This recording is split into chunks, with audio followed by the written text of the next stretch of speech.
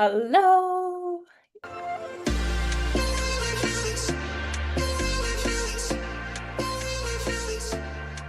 I'm gonna bring on Aisha because the questions I prepared for her is kind of like the core of understanding what it looks like when you worked on the identity and you were able to build it, and now you're going even bigger, even next level, even stronger into your messaging.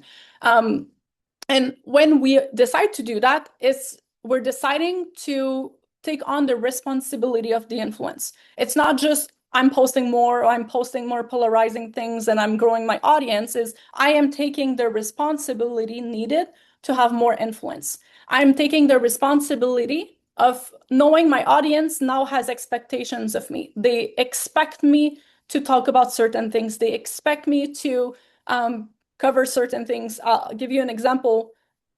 Someone messaged me to ask me if I would talk about the 2030 global one world order agenda in Too Good to Be True.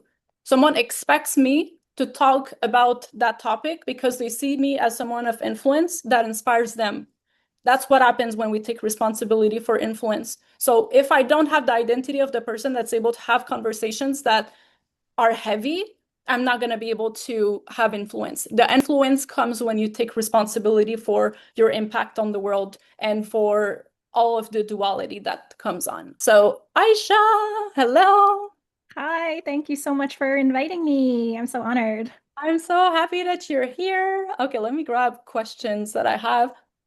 I'm glad my anal response to the conversation created It a was so funny because Aisha is on the spectrum, I'm on the spectrum, and then I said something and I could see in her face she did not like It was that. like put it on a separate account. I was She like, no, it's not like gonna happen. immediately I was like, uh-oh.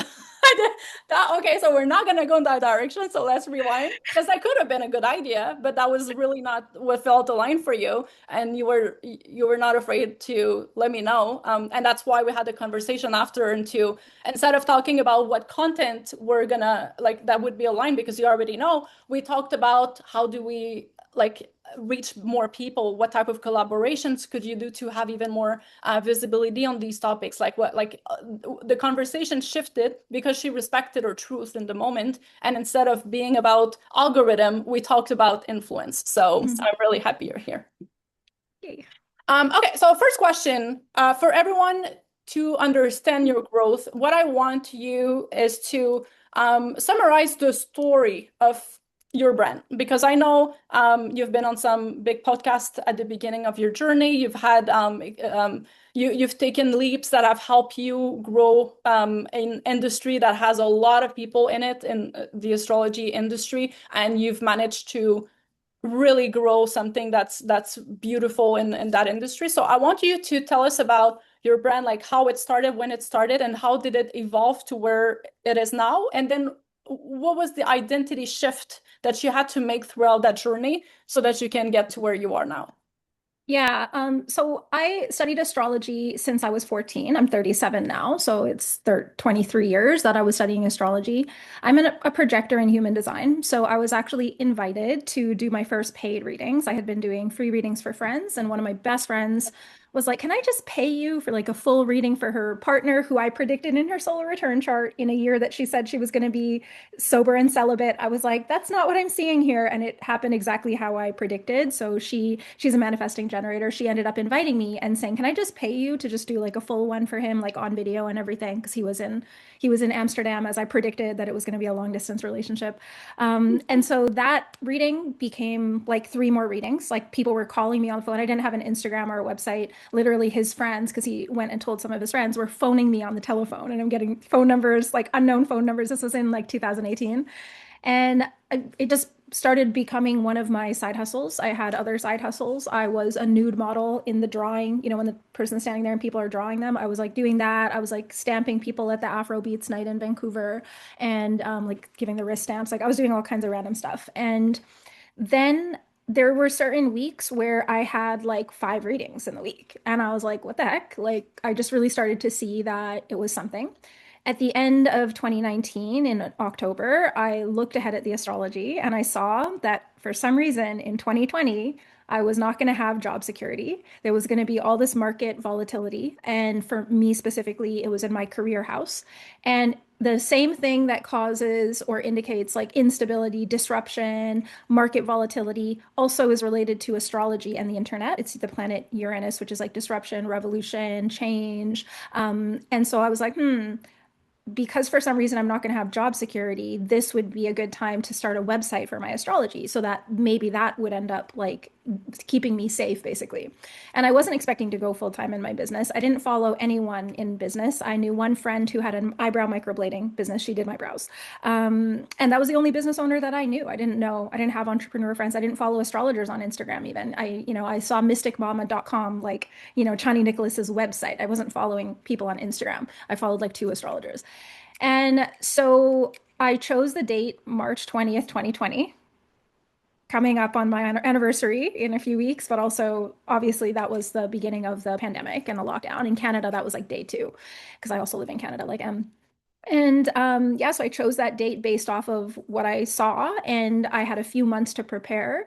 And then, of course, I lost all of my work in that moment because you can't, the drawing rooms is everyone really close together, right? Like all the stuff, like the events I was doing, stamps or bartending, everyone, so all of my work went away, and I just right away was full time in my business, literally like that. So it was astrologically, there was a lot of transformation in my chart, and the identity, really the first identity was Oath Oracle, like literally the becoming of that being and the name coming through. And it was like, it just like completely like destroyed me and created me in a very short period of time. And I leveraged astrology the whole way. And the whole time that I've been in business, like in the last 6 years, politics and everything has just been an absolute shit show. Like our world had so many disruptions, so many polarizing topics. And so I always was speaking my beliefs online. I always was edging on what was scary for me. And in my chart too, there's like your midhaven, which is your reputation. Mine is in Aries. Aries is the warrior. So that helped me have some that's what astrology has always offered me, is a little bit of that reassurance of like, okay, it's okay that you want to say these things that are making people pissed off or like triggering people, or people are, I was talked about on other platforms and stuff like that. So it made me have to do a lot of nervous system work, because that's really what it comes down to, is like your body not feeling safe. And then in the time where Em and I had that conversation, I was just ready to go way more unhinged, where the way that I was approaching it before was mostly astrology and business. But then when I really needed to speak in order to respect myself and in order to just be kind of like the bare minimum of being in integrity with myself, and then sometimes really big things would come through, I wanted to start shifting that to, instead of like that sprinkled in here and there during peak times, I wanted it to be more like a third pillar, instead of there's these two pillars and then sometimes there's this, because I wanted, it's like if my brand was about helping people truly live their soul purpose and make money while doing it, which was always my message, I was starting to see part of my soul purpose as saying whatever the fuck I want online and still making money, and realizing that my clients want that too. So if I go for it, and I needed to give myself permission. And it was funny because Em and another coach that I was like paying thousands of dollars both told me make a second account for that stuff. And so it was kind of like my own initiation in not needing the validation from someone else and really following what felt it for me. And then one crazy thing I'll add before I stop like on this question is, maybe should I want to say that now? Um, I guess I'll just say it because I started saying it. There was a period of time from like 2020 to 2022, 2023, where a lot of people were like doing better on Instagram. Maybe some of you guys resonate, where it was like my posts were always getting like minimum like 1,000 likes, up to like 3,000 likes. And it was just always in that range. And then it started to be some posts getting 200 likes. I know 200 likes sounds great if you don't have a bigger audience, but when it always was 1,000 and then it's like less than a third, all of a sudden it seems like you didn't change, and you're like, what the fuck? Like it feels a bit discouraging. And for some people, it might be they used to get 100 likes, now they get 20. Like it's discouraging because you're putting the same amount of energy in it. It's like, what the fuck? Especially as a projector, I'm like, I want my recognition, right? And then it seemed like, oh, Instagram has just changed and like this is just like the way it is now. Lo and behold, when I let myself be more uncensored, I've in the last 2 months had the best engagement ever in my posts at all. Not every single one. I still have some posts in the 200-300 range, but I had a post almost at 13,000 likes that brought in like 1,800 new followers. I had a post that had 7,000 likes, two posts in the 5,000 range, where before I didn't hit those numbers at all. So even though before it was really steady, it's not true that Instagram has just changed and now it's just low. It actually is that a lot of people disconnected themselves from the pulse of what's happening in the collective, so their shit's not taking off. So that's one thing I wanted to add. Okay, pass the mic back. I some stuff that I've been noticing, because like I was saying at the beginning, like I've been like wondering what to position myself on, and even me, like I wasn't sure what was next. And I did a lot of just looking like at from a data perspective, like at what do I like? Like what type of posts do I send to my friends? What type of posts do I save? What type of posts do I notice have a lot of engagement on that's not marketing? And what I realize is the algorithm used to be built for the content that converts. There used to be like a recipe of type of content to build and all these things. But people are not using social media the same way anymore, especially with AI, because when they started posting content with AI, what happened is people started feeling disconnected from what they're seeing because there's no soul. It's a fake consciousness. And they started seeking the truth. So they wanted people that had the type of opinions that makes them feel alive again when they're reading something. They wanted to be able to connect to the soul. They wanted to be able to see things that makes them feel something, because the AI content does not make them feel anything. And it changed the way the algorithm works, because now people are actually wanting to consume those political content, the things that used to be like you're going to be shadow banned if you post this. Like it changed because of AI. And this is what I've noticed. And this is also why I think you've had a big boost, because you don't use AI for your content and you started speaking even more your truth. And that's what people are craving. And that's the reason why I started talking about different things when as it pertains to content, all these things, because everything evolves, marketing evolves. And I have noticed the way to grow your audience and to make money anymore is not by creating the type of content that used to work, that I used to teach. So that's why I was like, oh, I have to change my course material. I have to edit things. I have to make modifications, because it changed. And that's evolution. It's completely normal. It changes all the time. But now it's not how do I do something for the algorithm, it's really how do I speak to people that's going to activate them, because when they are activated from our content, that's when the content start being very popular, because they're looking for that activation now. So I love that you brought that last point in. That's a very good topic to talk about. So shadow banning was definitely a thing. Yeah. It is. It's still a thing, but Yep. the people have the power now. There's too many people liking your post and going on your profile when Mhm. they want to see what you're about, that it kind of breaks the algorithm. Even when you're shadow banned, people are going to comment, I think you're shadow banned because this post is not reaching and it's really good. And then they're sending the post, they're putting it in the story, they're saving it there, and then the shadow ban doesn't matter anymore. So we are actually in charge of where censorship can go on these platforms, Mhm. because the power is back to the people, no longer to the technology behind it. So the next question that I wanted to ask, this is a question.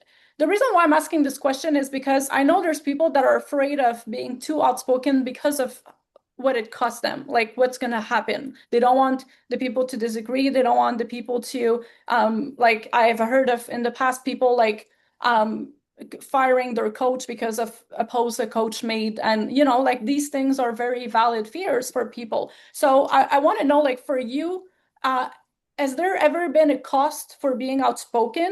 And has there been a reward? Like you said, like there's been posts that have been gone viral. So tell us a little bit of like business wise, financially, like what does it look like in terms of cost and reward? Yeah, great question. Because there's ultimately like no one when if we're talking about the identity of a leader, fear of loss as a main motivator is not leadership, right? So on like the fundamental like principles of it, if our action is motivated by fear of loss, I feel like we're automatically not in leadership, right? But there are things that happen, right? It's not like because it's not the safe zone, right? So mostly the cost for me has been, and this is also really on my chart, I know other people who say really powerful takes who didn't have the same level of like hate that they received. So for some people, it's kind of even part of our karmic journey. Like I literally see it in my astrology chart.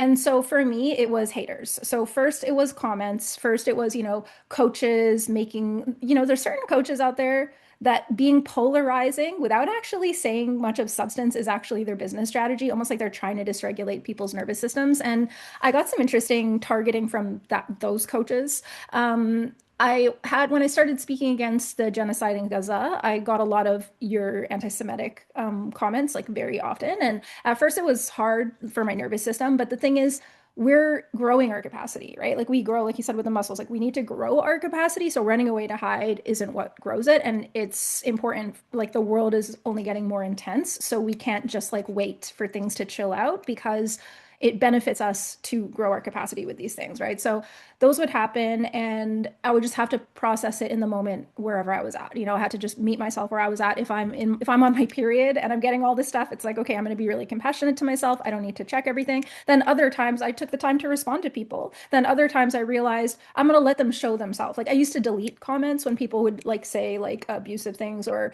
accuse me of things or attack my character. I could delete them and then I got to a place where I'm like, I'm just going to leave them. I'm going to let them be seen. I'm going to let their take be seen so we can show what this consciousness looks like. I had someone take a video of me speaking, and actually, this wasn't even about politics. This was actually about my pricing. I was talking about premium pricing. And there was a time, hopefully it's not as popular now. There was a time when a certain group of people were attacking coaches and calling them predators. And they were just saying that high pricing is predatory, period. And no one was speaking about it. Everyone was pretending in the coaching industry, everyone was pretending that that wasn't happening. No one was bringing light to it.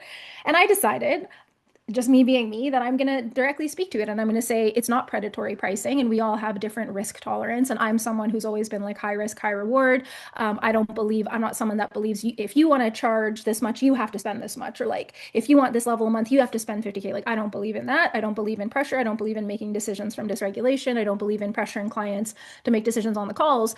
And I also don't want to do a reading for less than $2,500 because why would I want to? I could spend that time on a moon session and make $6,000 to $10,000 in the same period of time.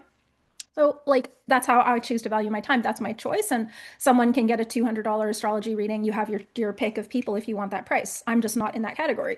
What's the problem with that, And they screen recorded me, cherry picked, removed all the things I said about not buying from a place of dysregulation, all the things I said about that. And they just cherry picked a certain part. And then they did the green screen with my video behind. And the woman with the account was just like, and everyone in the comments was tearing me down. And they were saying things that were so untrue. They're like, oh, high risk tolerance means that she has a support net from her family. Literally couldn't be further from the truth, as Em knows. That's why she's laughing. I left my family home when I was 15 and never had financial. I actually support my mother. Me and my brother support my mom. So never had financial support from my family since the age of 15. So they were just making tons of assumptions. And I'd seen it happen to one of my coaches. And I think that's how they found me actually, is I stood up for my coach in the video that they took of my coach. And it's like their whole page had like 20,000 followers that was just parasiting off of other people's real content. So you're taking from creators to make your platform. Like it was so weird. So I was standing up for my coach in the comments. And then I think that's actually how they found me. So, the price of standing up for someone or a cost to pay, then I got on their radar when I wasn't really on their radar before. And that happened. You know how we can think like if something good happens, something bad has to happen?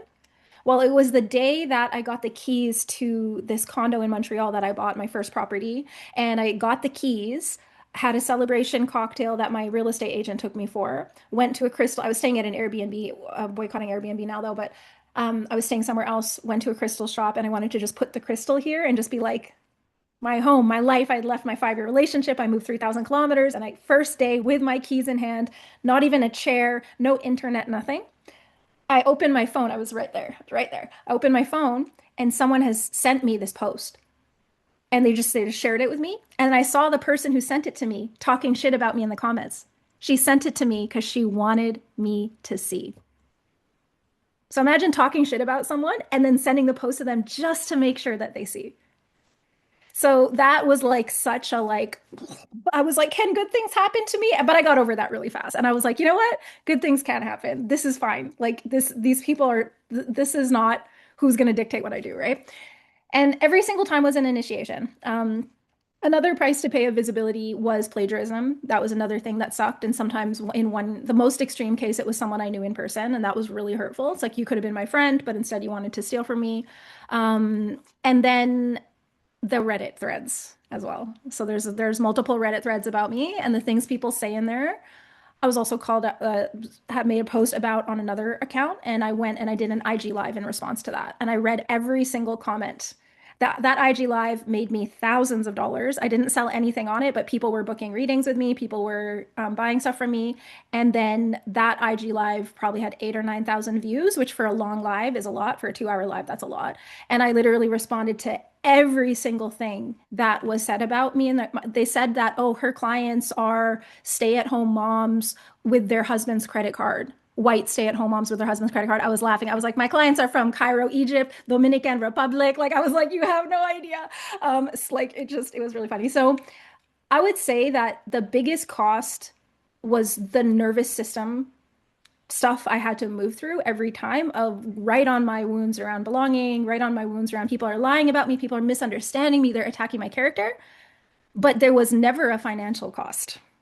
And in fact, except there was someone that I stopped working with, a coach that I'd paid a lot of money to be in their mastermind, who ended up being in very vocal support of Israel's actions in Gaza. So I chose to step out of a $50,000 mastermind. So that was a cost. But in terms of like clients not working with me, I've had so many high ticket clients be like, this is why I work with you. Literally responding, literally those words, this is why I work with you. So I would say that the cost has mostly been an opportunity for me to expand my capacity for discomfort and really be in like someone that I'm proud of at the end of the day. That's one of my main motivators, is just being someone that I'm proud of.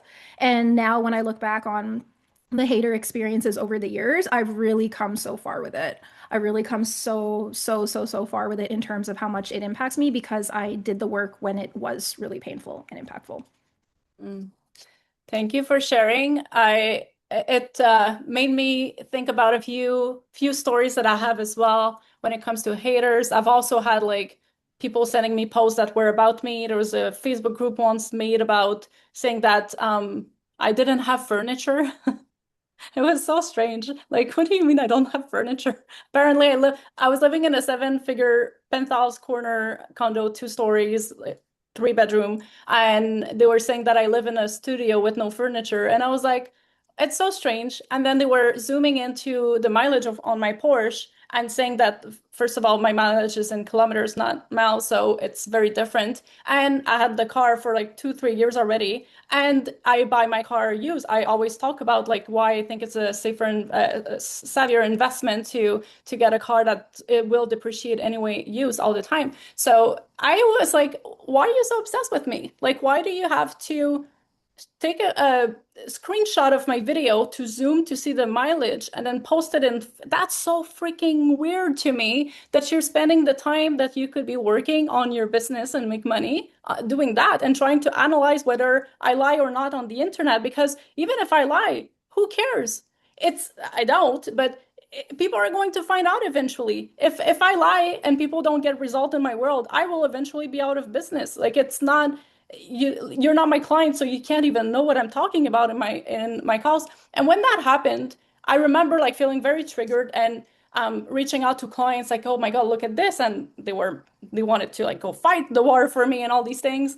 And I realized in the moment, oh my God, I'm trying to get validation from my clients that I'm actually not what they're saying. That means that there's a part of me that's still not feeling solid enough to believe that like, I know that I'm good at what I do. I know that I'm doing things that are always on the frequency of truth, but I still needed to get the validation of someone telling me, yes, you good, you good. And that's when I started doing a lot of work on my authority, because that's when I realized I'm gonna need to be stronger if I want to have more visibility. It's the same way that if you brag about never having a refund request, you're going to make sure that you never have enough sales to ever have one.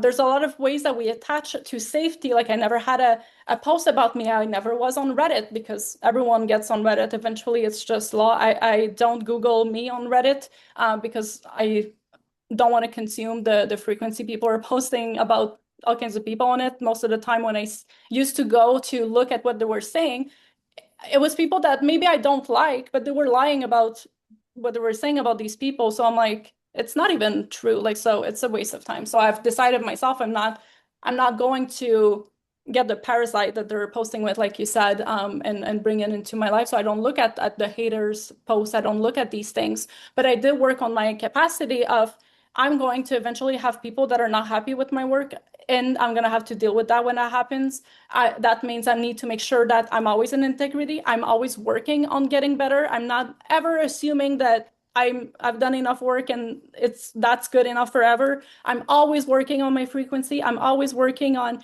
being the best version of myself. And as long as I do this and I'm working on my capacity to hold more duality and haters and all these things, I'm on the right path. And when we think about saying things online that are going to make people disagree or unfollow you or call you anti-Semite and all these things, one thing that I realized for myself is we are not always speaking the same language as other people, even if it's the same language. And we've got to be okay with being misunderstood, because sometimes they would have to have your experience of life. They would have to have seen what you have seen in order to understand things the way you understand. They're not there yet. So they think you should not charge a lot of money for your service because they haven't evolved into the experience where they realize that it's not even about the pricing, it's about the alignment to those numbers. It's not because you're trying to steal from people, it's because you're aligning to the person that this price is right for, and for you that it feels good to give your time for. It's just a alignment. It's a personal decision. That's also why I never coach on pricing for my clients. I need them to choose their pricing, not me, because it's their alignment. If it's not the right price, it's not going to work. So when we're realizing sometimes we're not speaking the same language, it's pointless to even justify herself, because that person has to do so much work in order to understand the reason why you've done the things the way that you're doing. And when we're noticing someone being dragged online, especially if we respect that person, and we're noticing the way they respond, the way they hold themselves. Like, for example, Ayesha did a live stream where she read the comments and she gave her side of the story.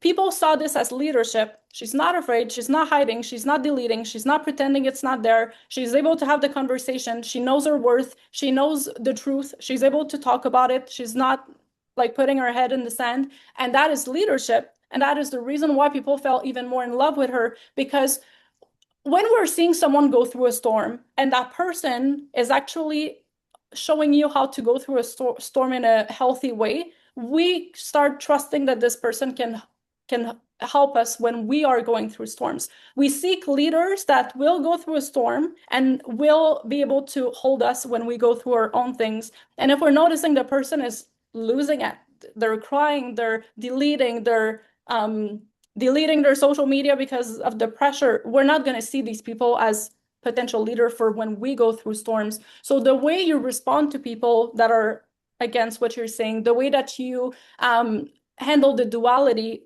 is something that people pay attention to. The way that if someone has a comment, they're telling you off, and then you respond like, "You're a little bitch, I don't like you anyway." People are gonna lose respect for you. You lose credibility for what you're saying. So it's also important to learn that in the duality, we're having a chance to show what the embodiment is like, what our leadership looks like when it's not easy, because it's easy to show the embodiment of our work and of our values when everything is going well. People pay more attention to the way we handle the storm than to the way that we celebrate online. So this is a super important thing, to be able to respond to comments, to if someone is making a claim against you that's not real, instead of justifying or trying to trash the other person, to show the truth because you have nothing to hide. These things are opportunity for people to trust you even more. And I pay attention to the way people respond in the comment. If someone makes a post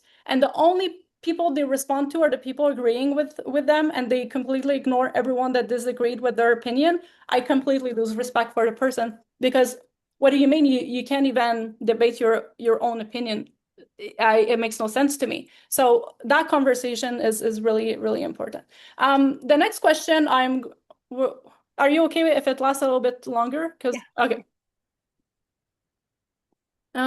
You can be like Deepak Chopra and turn off the comments. Yeah, that there's no leadership. They're just showing you who they are. That's what people do when it comes to how they handle the duality.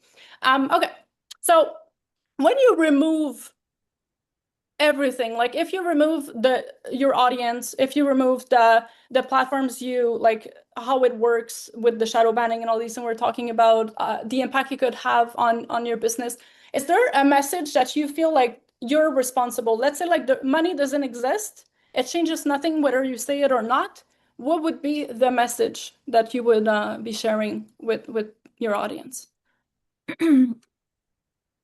My message I would share in that case is very similar to my message now because I ask myself that question a lot. Like, what would I be saying if I had $15 million just invested in making me dividends? What would I be saying if I was married to a millionaire provider man who just pay everything? And that was actually one of the questions that led to my shift in content over the last few months. So it's not one core message for me is around New Earth success, right? So that our success is supporting New Earth and is part of the collective tapestry in some way.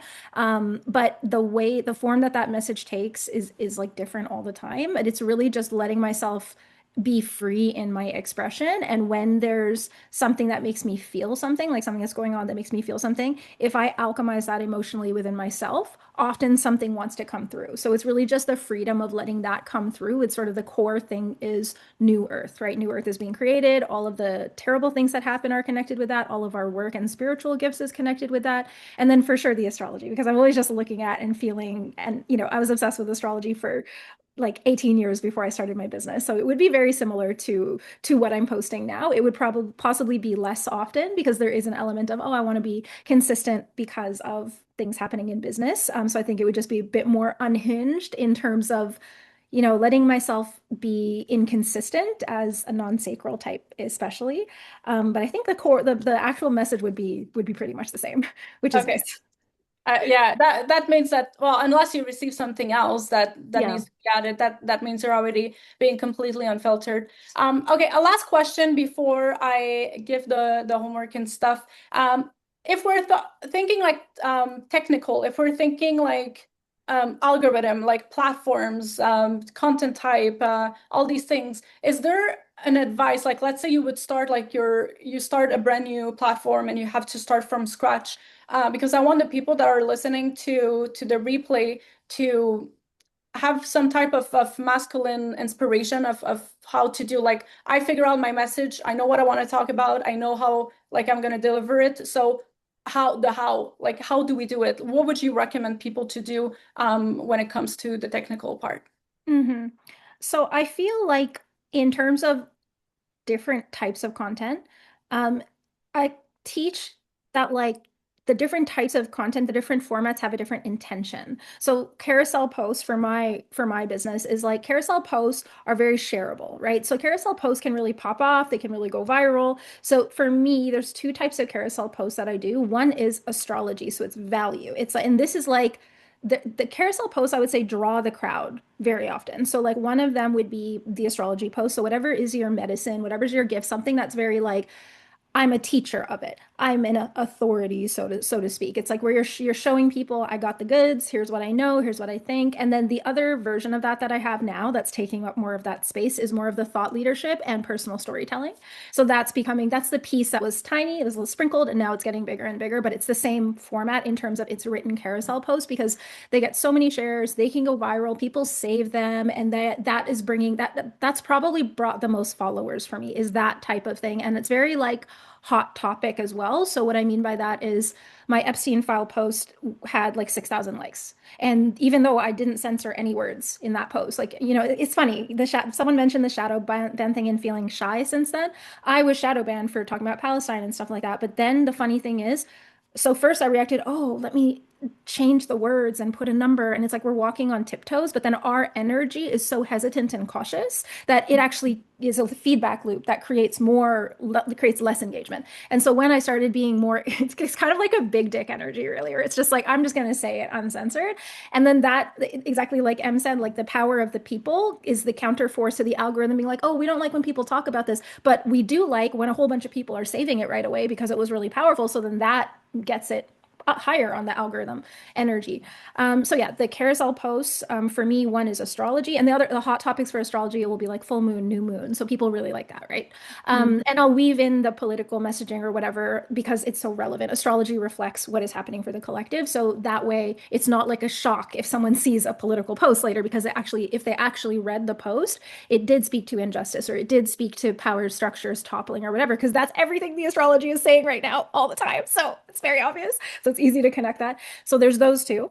Then reels, right? So reels are good for expanding your reach. I would say that for me, carousels do perform better. Like my carousels do get more views than my reels, but I still throw in reels. I could probably benefit from doing a few more reels where it's like we don't never have to play a role, right? So I've never wanted to do the reel. I don't want to do that. I've never done one of the like trending reel topics of like 2016 to 2026. I wanted to do that particular one because it sounded cute.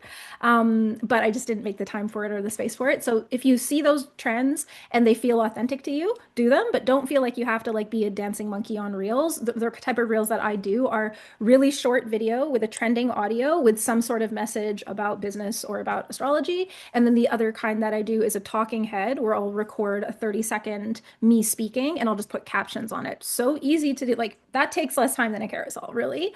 Obviously, the challenge is making your verbal expression better and like being able to say more in less time and kind of cutting out the ums and ahs and stuff like that. I don't edit it because I don't want to spend a bunch of time on reels. So it's like it's very custom to what you like to do. Some people want to edit more, some people are more humorous. I've never been a joke reel person, but I like when people are. But that's part of the ecosystem for my content strategy. Memes posts have been a really nice surprise over the last few months. I've only managed to do, I think, two or three, and they have been great. They were low energy. Let's freaking laugh together. People are sharing, and that then brings more engagement for other deeper posts that I might do. And then if I'm feeling very energetically abundant and very like generous, because it's very generous to do this, IG lives. If you are not booked out, then IG lives are something I would do more of earlier. Because when I started, I was doing more IG lives because it shows people what it's like to be your client. So IG lives, other than like the one I did speaking to the being called out, usually they won't have so many views because Instagram doesn't push that on the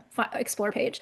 But so let's say people came for the carousels or they came for the reels and then they see you do an IG live, that's a high converting thing to do because they can imagine what it's like to be in this space with you. So I think that's pretty much my whole content strategy really, and then based on what your like medicine is, the things that you talk about, mine is business, astrology, thought leadership stuff, and some personal storytelling. So those four things, mostly astrology and business, but those are the four main things. So you could also define for yourself what are the four or more things. Amazing. We're actually going to have an entire call where we're talking about strategy, we're talking about different ways to do things and choosing what works for us and what doesn't. Because like Aisha is saying, there's things that she likes to consume but she wouldn't do. And this is why when I teach content types and ideas and stuff like that, I always bring multiple style because we're different and what works for me wouldn't work for everyone either. So we're gonna have an entire call where we're gonna go deep and organize all of that. So I'm excited for this. Thank you so much, Aisha. I will add your Instagram onto the replay for everyone to go and follow if they don't already, of course. Amazing. All right. Thank you Okay. so much. Thank you Well, for inviting me. thank you.